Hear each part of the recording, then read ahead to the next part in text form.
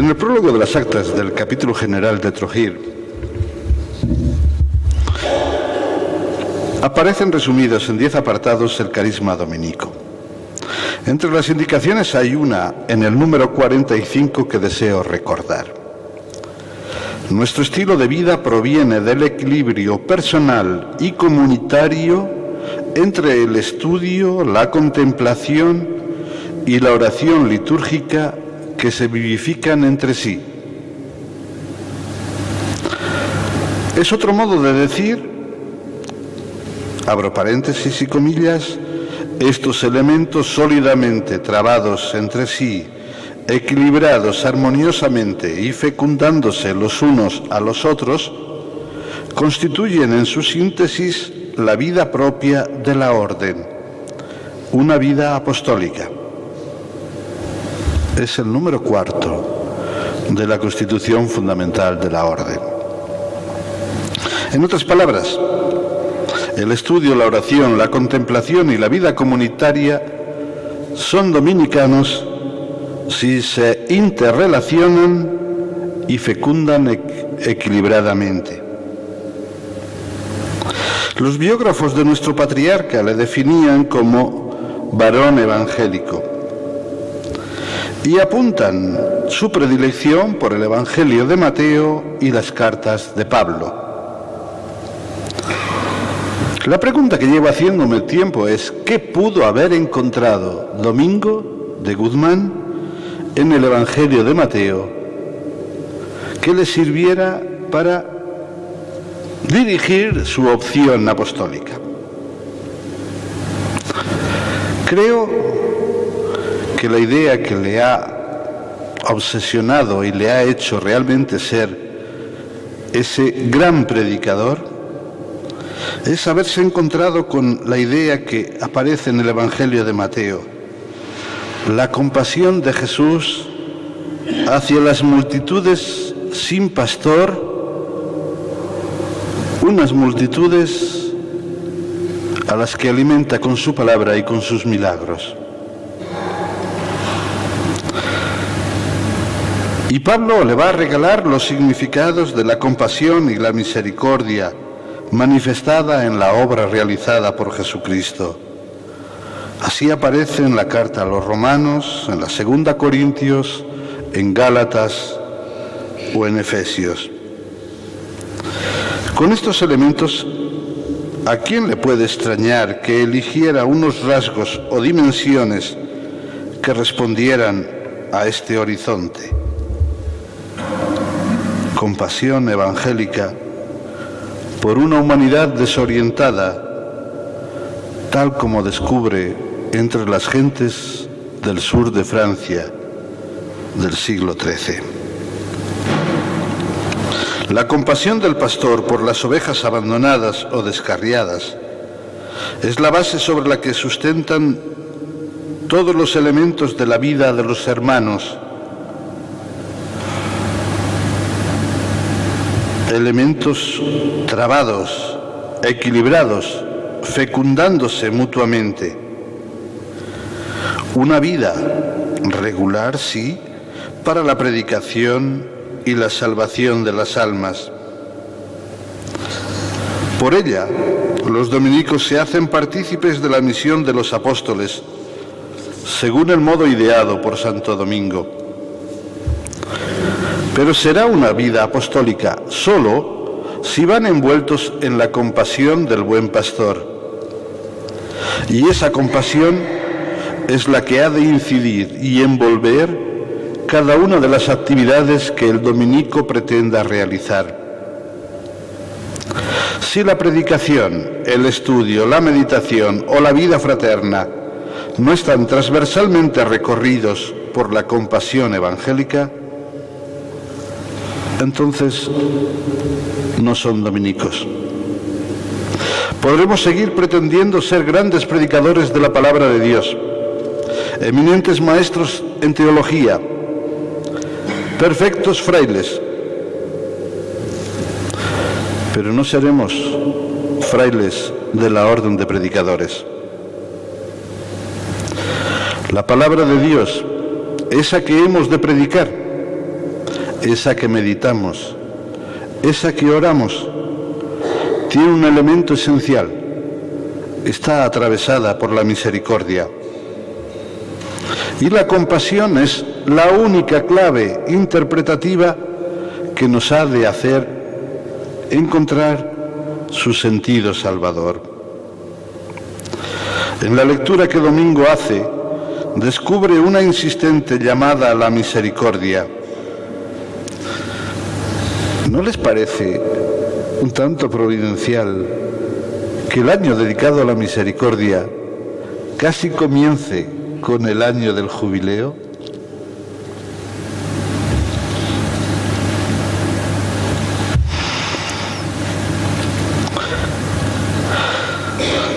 En la lectura de Domingo, él descubre que toda la predicación, los gestos y actitudes han de estar envueltos por esas entrañas de misericordia y compasión del Maestro Jesucristo. No puede darse la apostolicidad y la vida evangélica sin ese corazón compasivo. No se puede estudiar, rezar o vivir la vida comunitaria sin ese mismo valor transversal. La compasión apostólica en el proyecto de Domingo. De tanto repetirlo, ya forma parte de nuestro universo mental, la compasión dominicana por todos los hombres. Es como el hábito que cubre todas las actividades que realizamos. Dicho de otro modo, no vale la oración dominicana sin compasión por los hombres. No podemos estudiar sin compasión por la humanidad que sufre. No podemos ser dominicos si la justicia de Dios, los derechos de Dios, no aparecen en nuestras entrañas. De Juana de Aza, una mujer piadosa, sensible, tierna, compasiva, Domingo aprendió la sensibilidad, la ternura, la capacidad de salir de sí mismo y ponerse en el lugar de los otros. Pero este aprendizaje humano no hubiera bastado para hacer de él un varón apostólico. El altruismo humanista es elogiable, pero en Domingo hay otro elemento: su religiosidad. Su perfil espiritual y apostólico se cimentó en la experiencia de Dios, regalada y aceptada a través de la contemplación de Cristo Redentor y en contacto con los más desvalidos. De ahí surgió la contemplación y la experiencia con la divina misericordia, y todo ello fue agrandándose para responder a todas las pobrezas humanas con las que en su vida fue cruzando sus pasos. Pobrezas materiales, como el hambre en Palencia. Pobrezas sociales, como tanta división de clases en la época feudal. Pobrezas culturales, heréticas. Todas esas experiencias le transformaron en un itinerante fraternal, dispuesto a responder siempre y adecuadamente a cada una de ellas. Su misericordia o compasión anima y da brío a cada instante. Es una inquietud profundamente sentida, algo que le atrapa, obligándole a caminar, interceder y estudiar, provocando en él el insomnio intercesor durante la noche y la itinerancia predicadora durante el día. Domingo de Guzmán está habituado desde niño a los libros. Había vivido en Palencia una intensa dedicación al estudio del trivium y el quadrivium y posteriormente a la teología. Después había madurado en el retiro contemplativo de Osma, dentro de un ambiente clerical ilustrado y moderadamente pastoral. Todo esto, todas estas experiencias habían ido conformando un pozo y dado lugar a un apóstol capaz de afrontar en el mundo la herejía o las religiones que atacaban el cristianismo. La suma de estas experiencias provocó la originalidad de Domingo. Supo conformar en un todo el estudio, la contemplación, la vida comunitaria y la predicación, dando a todos esos elementos una significación y una finalidad. Domingo no funda una orden de profesores, sino una orden de apóstoles.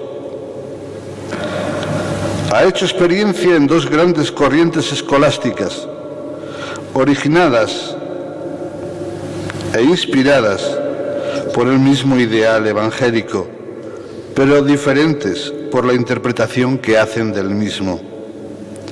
Estas dos corrientes están representadas por la escuela místico-monástica, autodenominada Schola Christi, y por la escuela dialéctico-teológica de los maestros. La Schola Christi tenía como ideal conducir a la meditación y a la contemplación. Es la escuela de los que viven en los monasterios. La doctrina sagrada era simplemente un peldaño en la escala mística que conduce a la perfección. Una doctrina destinada más a despertar los afectos en la voluntad que a iluminar el entendimiento. Junto a ella comenzó a nacer la escuela de los maestros, asociada a las escuelas urbanas y a las nacientes universidades. Esa escuela encarna el ideal evangélico en un mundo urbano, nuevo, diferente. Domingo se inspira en ambas escuelas, no rechaza ninguna de las dos y pone el estudio y la contemplación juntas al servicio de un proyecto. Así, el estudio cobra un nuevo realismo y evoluciona en una dirección en la que no se renuncia a los valores positivos de la Schola Christi, sino que se define como una adhesión del entendimiento y la voluntad a la verdad revelada. Domingo reconcilia la escuela y el claustro. El nuevo fraile continúa adherido a un programa de santificación personal, pero animado por un ideal de santidad apostólica para darse a las almas y servir a la Iglesia. El campo escolástico amplía su universo y su labor es más ardua. No es solamente una ocupación santa, sino un instrumento necesario para responder a la moción del Espíritu. En Domingo, y para todos nosotros, para todos aquellos que formáis parte de esta facultad, el estudio se convierte en postulado vocacional. La exigencia apostólica revierte en la obligatoriedad del estudio, alimentado con una oración meditativa y construido mediante una vida evangélica. En síntesis, Santo Domingo llegó a una plena valoración de la tradición monástica y apostólica, y apoyado en ambas, siempre dentro de los cauces canónicos, las congenió en una evolución fecunda hacia un fin nuevo. Pero añadió elementos, en mayor o menor grado también nuevos, integrados en un todo orgánico, armonioso y dinámico. Los dominicos desarrollarán durante el siglo XIII una predicación evangélica que no se apoya solo en la autoridad canónica, sino en el testimonio de una vida evangélica vivida en la fraternidad conventual, abandonados gozosamente a la confianza de la providencia, desde la pobreza y el servicio. La vida íntima del convento de los frailes dominicos, con su rezo coral, sus observancias, con una jornada monástica perfectamente regulada, con su silencio, hasta con su estructura tradicional, transformaron los claustros en domus predicationis, casa de predicación. ¿Cuáles son los rasgos que tiene el estudio evangélico dominicano? Rápidamente. El estudio no puede reducirse a un entrenamiento de la mente. Animados por otras características, ante todo aporta una transformación del corazón. La disciplina dominica del estudio ha de ofrecer sus primeros frutos en el cambio del corazón propio. Se especifica así: este estudio es comunitario. Significa que no es un asunto meramente individual, sino que implica una verdadera reflexión comunitaria, con implicaciones directas e inmediatas en la comunidad. No se puede comprender, ni profundizar, ni estudiar en la palabra de Dios si todo ello no construye la comunidad. El primer sujeto responsable del estudio es la propia comunidad. El test valificador de nuestro estudio no está tanto en estar bien informados cuanto en contemplar para compartir y crear comunidad. El estudio dominicano enseña a pertenecer los unos a los otros. Segundo rasgo, es una tesis de santificación. Es el camino que abre nuestros corazones y nuestras mentes a Dios y a los demás.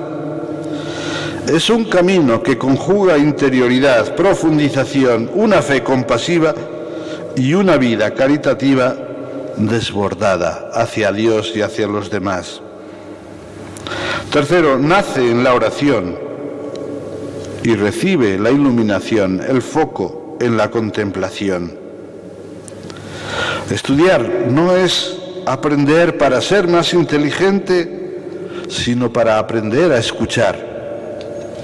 Esta receptividad, esta apertura del oído, que es la característica propia nuestra, o debiera serlo, está íntimamente unida, en el fondo, a la oración meditativa.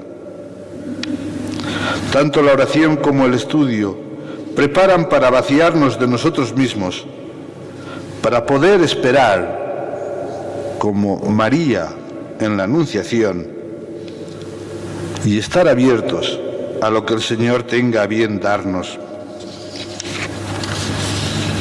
¿Qué hacía Domingo sentado al pie de la cruz con un libro sobre sus piernas? ¿Recuerdan la imagen de Fra Angélico? ¿Qué hacía Domingo? ¿Rezaba o estaba estudiando? ¿O las dos cosas?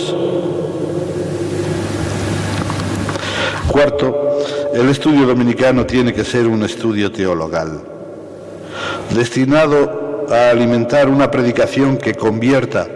No puede por menos de ser un estudio teologal que se inicia con la gracia del Espíritu para llegar al diálogo con el Dios de la palabra y posteriormente presentar a ese mismo Dios a los hermanos que necesitan su luz. Quinto, no bastaría con ese concepto, esa realidad de ser teologal. Ha de ser también un estudio interdisciplinar. No basta con sentarse y escuchar la palabra de Dios.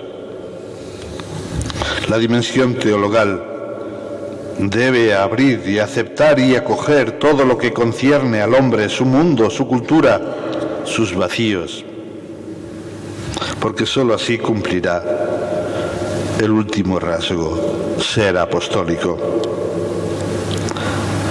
El estudio que Domingo imagina y plantea no pretende formar simples maestros, sino apóstoles. Un estudio sin finalidad apostólica perdería su carácter dominicano.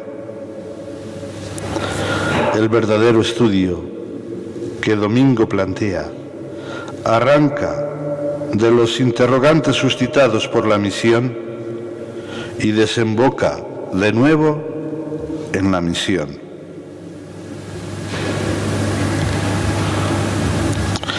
Si conjugamos todos estos rasgos, la primera tarea a la que habremos de enfrentarnos a partir de este 8º centenario será la de reconciliar la actividad pastoral y la actividad intelectual. La existencia de estas dos tradiciones en la historia dominicana es una riqueza.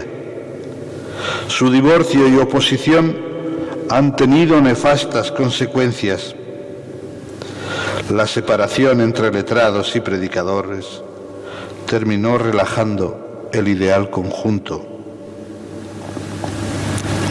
Y la historia nos lo ha enseñado. La orden permaneció en la plenitud de su influencia y vigor apostólico misionero hasta 1300. El Papa Juan XXII elogiaba a la orden en 1317 y en 1325 expresaba su alegría, cito, por el radiante resplandor de esta orden y la firmeza de su organización para el servicio de Dios. Alabanzas pontificas del pontífice, pero ya empezaban a ser evidentes los signos de la decadencia. ¿Qué había ocurrido? No han pasado ni 100 años. Los hermanos dominicos habían olvidado algo fundamental. La vocación dominicana no era ni es un camino hacia el honor, sino una peregrinación apostólica para el cumplimiento del carisma.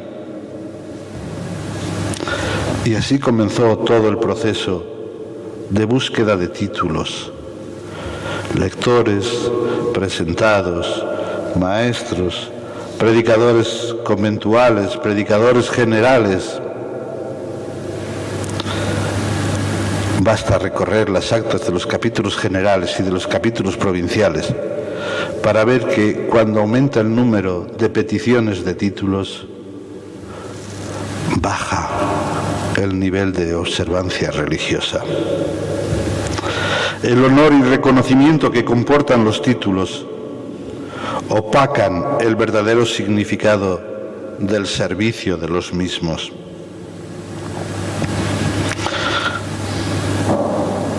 A veces caemos en la tentación de creernos que basta ser hijo de Santo Domingo para ser un buen predicador. Otras veces es la tentación de que basta ser hermano de Santo Tomás para ser un buen teólogo y conocer los secretos de la teología. Obviamente, los que somos un poco mayores sabemos que ambas impresiones son erradas. Al proponer el tema de esta primera lección de inicio del curso de esta facultad, en el que al mismo tiempo vamos a celebrar el jubileo de la Orden, me gustaría fijarme en 3 momentos de esta dilatada historia. Primero, los orígenes de la Orden de la que estoy hablando.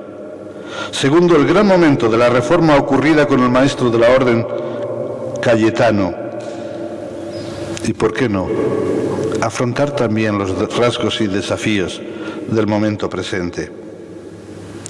Podemos explayarnos en celebraciones conmemorativas, pero si no entendemos lo que de nosotros se espera, será un jubileo de punto y final. Me gustaría proponer y marcar para el futuro 3 dimensiones de ese gran lema que decimos Veritas. Dimensión de la caridad, dimensión de la justicia, dimensión de la misericordia. ¿Por qué he elegido estos 3? Porque en la historia de la Orden, en los 3 grandes momentos, en los orígenes, se habla de la caridad de la verdad. En el siglo XVI, cuando los dominicos resplandecieron de modo fulgurante, especialmente en América, la verdad se convirtió en justicia y defensa de los derechos de Dios y de los hombres. Y ahora mismo los capítulos generales nos están hablando de la misericordia veritatis, de la misericordia de la verdad.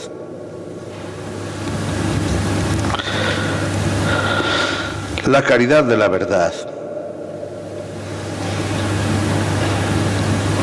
es el modo dominicano de amar a Dios y a los hermanos, lo que constituye la nota específica de la espiritualidad de los hijos de Santo Domingo y el principio informador de toda la vida consagrada al culto de esta verdad amada, estudiada, contemplada, vivida y difundida. ¿Cuántas veces hemos dicho y repetido esa famosa fórmula: contemplari et contemplata alis tradere? La verdad que Domingo ama y que constituye la pasión de su vida es la verdad vivida, que madurada en el estudio se fecunda en la meditación y es interiorizada en la vida comunitaria. Para el dominico, estudiar la palabra divina es dejar abierta la vía del intercambio entre Dios y los hombres. Pero no es solo el estudio. Todos los demás componentes del proyecto dominicano, pobreza, liturgia, observancia, dispensas, todo se inserta en el mismo proyecto y finalidad. Es la tesis de una itinerancia que cada día se expresa en el famoso laudare, benedicere, predicare. La caritas veritatis, la caridad de la verdad, expresa el principio unificador entre estudio, contemplación y predicación. La verdad que Domingo ama, que constituye la pasión de su vida, es la verdad plena obtenida en Cristo, para lo cual es necesario, primero, abrazar la humildad, liberarse de la obsesión y presunción de la propia grandeza y de la sabiduría obtenida. La simplicidad del corazón, la humildad y la sencillez son las actitudes básicas para todos aquellos que quieran afrontar el estudio de la verdad sobre Dios. Tras esas actitudes, el silencio, la oración y la contemplación son las que construyen la caridad de la verdad. Lo que puede liberarnos a cada uno de nosotros, frailes, monjas o miembros de la familia dominicana, lo que ha de liberarnos de cualquier predicación moralizante para convertirnos de nuevo en predicadores de la gracia, es únicamente la fuerza de la compasión de Dios. Ser religiosos, laicos, monjas, religiosas, cercanas a los hombres y extraordinariamente sensibles a sus problemas. Personas que en los tiempos de oración, estudio y meditación saben trascender toda problemática para comprender que la gran verdad está en cómo la problemática humana se cruza con la misericordia de Dios. El padre Mandonet ha ofrecido un acertado análisis de la crisis escolar y apostólica de principios del siglo XIII. Ya lo saben, en el siglo XII hay un gran desarrollo intelectual en algunas élites eclesiásticas y un lamentable abandono intelectual en la otra mayoría de los eclesiásticos. Los clérigos estudiosos se dedican sobre todo al derecho civil o eclesiástico. Son juristas, no teólogos. O son teólogos, pero no predicadores. El Concilio III de Letrán, en 1178, consciente de los efectos que esta crisis está produciendo en el ministerio de la predicación, establece entre sus normas que en cada iglesia catedral haya un maestro con la misión de instruir gratuitamente a los clérigos. En 1215, los cánones del Concilio IV de Letrán confirma ese decreto, que apenas en contadas ocasiones se había cumplido. Además, establece que la Iglesia metropolitana tenga un teólogo que instruya a los sacerdotes en la Sagrada Escritura. Justo cuando Honorio III está lamentándose de la inercia para llevar a la práctica esos decretos, es cuando la orden de Domingo, la genialidad de Domingo, comienza a producir sus efectos. Los papas pidieron a los dominicos que abrieran una escuela de teología en cada uno de sus conventos. Era la forma más efectiva de llevar a la práctica los decretos de los concilios de Letrán. Y muchos predicadores, con este mismo hábito, se convierten en lectores de teología, unas veces en las universidades, como París, Oxford, Canterbury o Nápoles, otras veces en las escuelas de numerosas diócesis, pero siempre serán predicadores. El segundo momento lo he titulado Veritas pro Justitia e Iure Dei, o lo que es lo mismo, la verdad al servicio de la justicia y de los derechos de Dios. No es un ejemplo único el de aquella primera comunidad de dominicos de América. Podríamos hablar de esta comunidad de San Esteban o Santo Tomás de Ávila, en donde el santo fray Juan Hurtado dejó su impronta como egregio icono de Santo Domingo, o de tantas otras comunidades rebrotadas con la pujanza de los primeros momentos bajo la sabia mano de fray Tomás de Vío Cayetano. Pongamos aquella comunidad transoceánica enfrentada al gran problema de la injusticia y la inhumanidad. Allí vuelven a aparecer los caracteres propios de la compasión apostólica dominicana. El carisma dominicano, revitalizado por la Reforma, había llegado a conseguir un producto casi perfecto. Frailes movidos por una vocación estrictamente dominicana, que viven la perfecta observancia, pobres, unánimes y libres de todo impedimento o apego.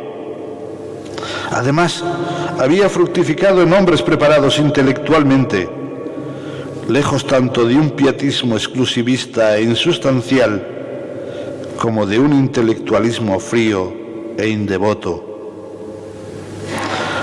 Frailes con una mente y una voluntad capaces de afrontar con claridad y valor los problemas que pudieran planteárseles en su actividad evangelizadora.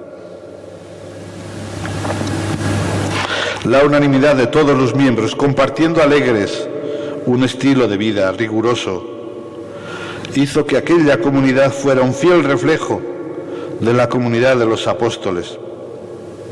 Hacía que las casas de los dominicos, hechas de barro, de cañas, muy pobres, también se convirtieran en aquella expresión tan querida de Domingo, casas de predicación. Si leemos la narración que nos hace las casas, veremos que aparecen de inmediato todos los rasgos que antes he enunciado. Leo, permítanme, es que es un un momento de enorme sentido y significado. Dicen las casas: así que viendo y mirando y considerando los religiosos dichos por muchos días, comenzaron a juntar el derecho con el hecho, como hombres de los espirituales y de Dios muy amigos, y a tractar entre sí de la fealdad y enormidad de tan nunca injusticia, suplicando y encomendándose mucho a Dios, con continuas oraciones, ayunos y vigilias, para que les alumbrase para no errar en cosa que tanto iba, como quiera que se les representaba, cuán nuevo y escandaloso había de ser despertar a estas personas que en tan profundo y abismal sueño y tan insensiblemente dormía. Finalmente, habido su maduro y repetido muchas veces consejo, deliberaron de predicarlo en los púlpitos públicamente como palabra de Dios. Entre aquellas cañas y barros resurge la imagen de los púgiles fidei et vera mundi lumina, como había denominado el Papa a los dominicos, luchadores de la fe, verdaderas luces del mundo. Su predicación no había sido motivada por motivos bastardos, al contrario, se vieron obligados a hacerlo por el precepto divino, por la profesión que habían hecho en el bautismo y por la profesión de ser frailes predicadores de la verdad. Era imposible concebir la evangelización sin partir de la compasión caritativa. Al contraponer la contemplación y el estudio de su teología de Dios con la situación que vivían sus hermanos los hombres, hizo surgir en ellos la compasión de Domingo. El tercer momento es el momento presente y sobre todo la proyección de futuro. Los capítulos generales, sobre todo a partir de 1974, se han aplicado con esmero a examinar las características del mundo en que vivimos y han hecho puntual referencia a la responsabilidad de la orden ante estas condiciones actuales y la responsabilidad de sus respuestas a tantas pobrezas que encontramos entre nosotros. La primera pobreza está encarnada en el estado de opresión y marginación de tantos hombres, mujeres y niños, que nos hace recordar que la justicia es un elemento constitutivo de la predicación del Evangelio y que no podemos llamarnos discípulos de los dominicos ni dominicos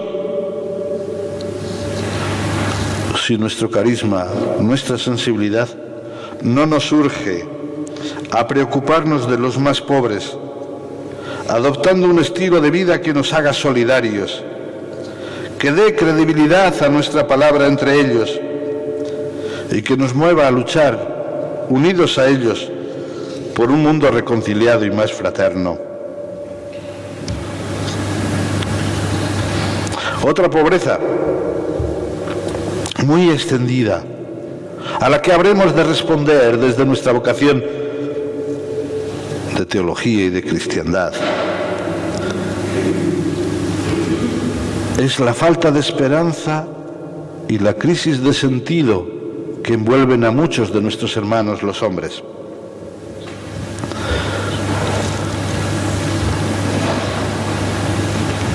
Voy terminando. Llegó el anuncio.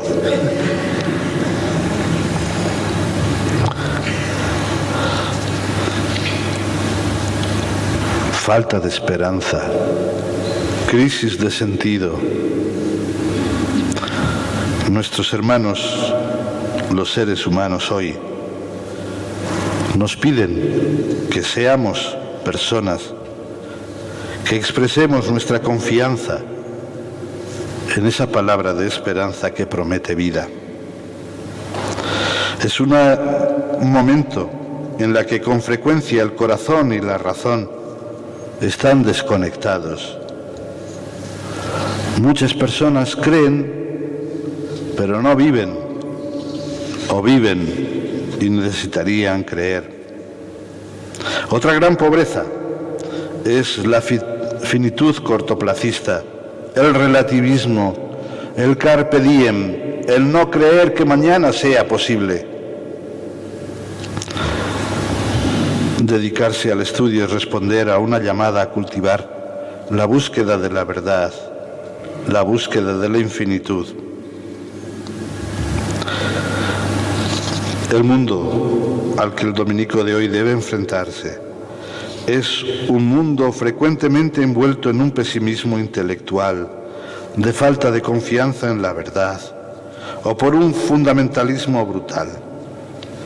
Las reservas frente al ideal de la verdad crecen cuando el criterio de verdad ya no es la praxis histórica, sino solamente la eficacia tecnológica. Hoy la versión más popularizada de esta mentalidad positivista es el pragmatismo convertido en filosofía de vida. Concluyo. Nuestro estudio debe volver a ser y estar presente de modo habitual en la cultura de cada comunidad, brindando de este modo el aporte que le corresponde dentro de la constitución de la comunidad fraterna. La metanoia, la conversión, ha de pasar por las tesis de la verdad. El estudio, como dominicos, ha de pertenecer a nuestra peregrinación hacia la contemplación de aquel en quien encontraremos nuestra bienaventuranza. No podemos considerarlo de una manera pragmática, como si solo fuera un aprendizaje para un oficio. Los dominicos de hoy, los de mañana, como los de los siglos precedentes, estamos obligados a asumir este reto y esta responsabilidad, conscientes de que no es un asunto de prestigio corporativo o personal, sino un asunto de responsabilidad compasiva ante Dios, ante la Iglesia, ante la sociedad. Gracias.